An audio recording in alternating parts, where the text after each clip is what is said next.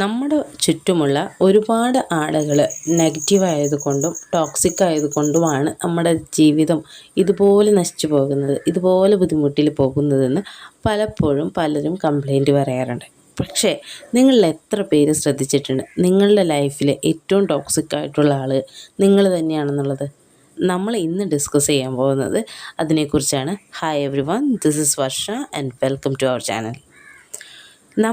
നമ്മളോട് തന്നെ ടോക്സിക്കായിട്ട് പെരുമാറുന്നതിൻ്റെ ആദ്യത്തെ ലക്ഷണം എന്ന് പറയുന്നത് നമ്മൾ എന്തിനും ഏതിനും സോറി പറയുന്നതാണ്.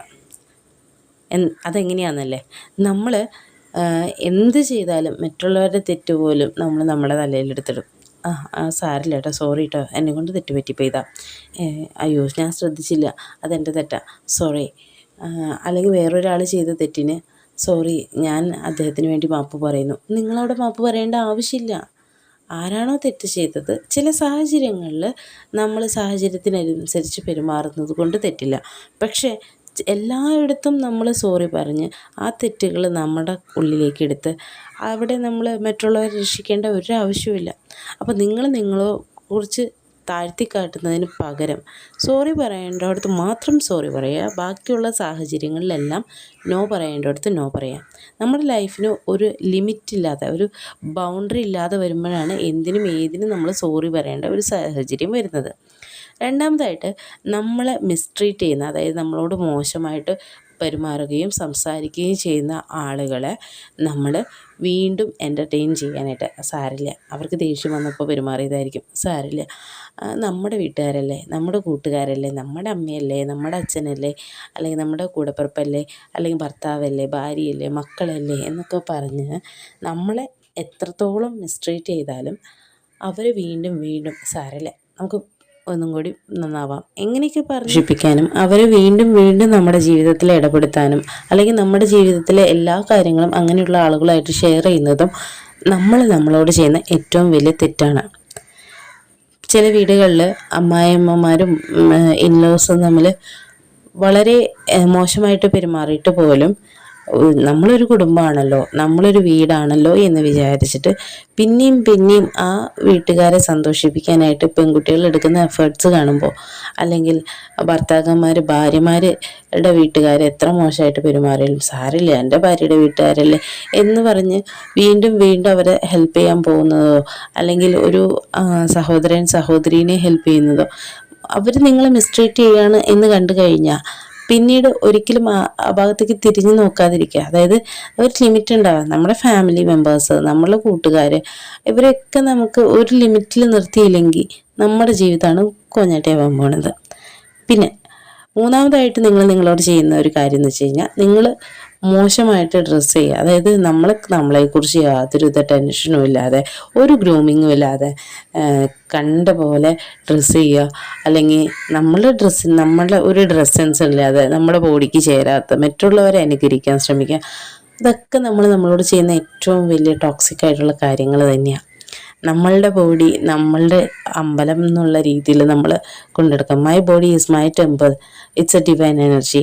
അങ്ങനെ നമ്മൾ ട്രീറ്റ് ചെയ്ത് കഴിഞ്ഞ് കഴിഞ്ഞാൽ നമ്മളുടെ ബോഡി നമുക്കും ഒരു പോസിറ്റിവിറ്റി തരും, നമുക്കൊരു കോൺഫിഡൻസ് തരും. അല്ലാതെ നമ്മൾ തന്നെ കണ്ണാടി നോക്കുമ്പോൾ ഇതെന്തുപോലെ എന്ന് തോന്നുന്ന, അല്ലെങ്കിൽ അയ്യോ നീ എത്ര പോരാ, നമ്മളോട് നെഗറ്റീവായിട്ട് സംസാരിക്കുമ്പോൾ ഓട്ടോമാറ്റിക്കലി നമ്മുടെ ബോഡിയിലും നമ്മുടെ ബോഡി ലാംഗ്വേജസിലും അത് റിഫ്ലക്റ്റ് ചെയ്യുന്നതായിരിക്കും.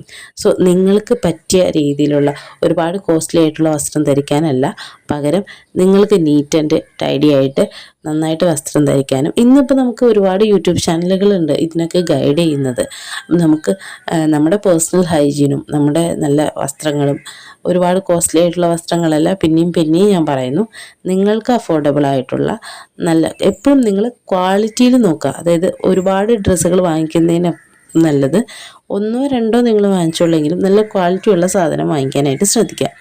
നാലാമതായിട്ട്, നമ്മളോട് ചെയ്യുന്ന ഏറ്റവും വലിയ ബുദ്ധിമുട്ടുള്ള കാര്യം എന്ന് പറയുന്നത്, ഒരാൾ നിങ്ങളെ ക്രിട്ടിസൈസ് ചെയ്തു, പക്ഷേ ഇതിങ്ങനെയല്ല ചെയ്യേണ്ടത്, ഇത് ഇത്രയും കൂടി നന്നാക്കായിരുന്നു എന്ന് പറയുമ്പോൾ എന്നാലും അയാളൊക്കെ അങ്ങനെ പറയേണ്ട ആവശ്യം ഉണ്ടായിരുന്നു, അയാൾ പറഞ്ഞത് തെറ്റല്ലേ, എൻ്റെ ഭാഗത്തല്ലേ ശരി.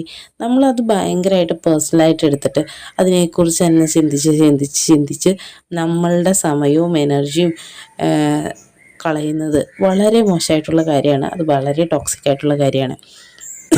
നമ്മൾ മറ്റുള്ളവർ നമ്മളോട് ഒരു ക്രിറ്റിസൈസ് ചെയ്തിട്ടുണ്ടെങ്കിൽ, അല്ലെങ്കിൽ നമ്മുടെ ഒരു വർക്കിനെ കുറിച്ച് ഒരു ഒപ്പീനിയൻ പറഞ്ഞിട്ടുണ്ടെങ്കിൽ, അത് നമ്മളുടെ ഭാഗത്ത് തെറ്റുണ്ടോ, എന്തെങ്കിലും ഇമ്പ്രൂവ്മെൻറ്റ്സ് നമ്മുടെ ഭാഗത്തുനിന്ന് വരുത്താമെങ്കിൽ അത് നമ്മൾ ചെയ്യാം.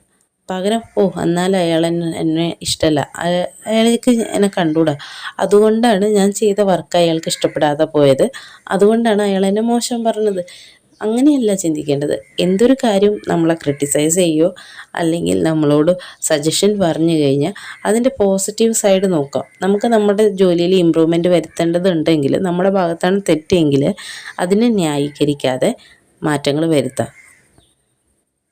അടുത്തൊരു പോയിൻ്റ് എന്ന് പറയുന്നത്, നമ്മൾ ഒരുപാട് നമ്മുടെ ലൈഫിൽ നിന്ന് ഒളിച്ചോടുന്നത്. പലർക്കും ജീവിതത്തിൽ നേരിടാനുള്ള ധൈര്യം ഇല്ലാത്തതുകൊണ്ടും ജീവിതത്തിന് അവരാഗ്രഹിച്ച രീതിയിൽ എത്തിപ്പെട്ടില്ല എന്ന് പരാതി പറഞ്ഞിട്ട് ഒരുപാട് സമയം ഒന്നില്ലെങ്കിൽ ഫോണിലോ അല്ലെങ്കിൽ വെറുതെ കിടന്നോ ഉറങ്ങിയോ തീർക്കും. അവർക്ക് ജീവിതത്തിൽ വലിയ ലക്ഷ്യങ്ങളൊന്നുമില്ല. ജീവിതത്തെ നേരിടാനുള്ള ഭയമാണ് അവർക്കുള്ളത്.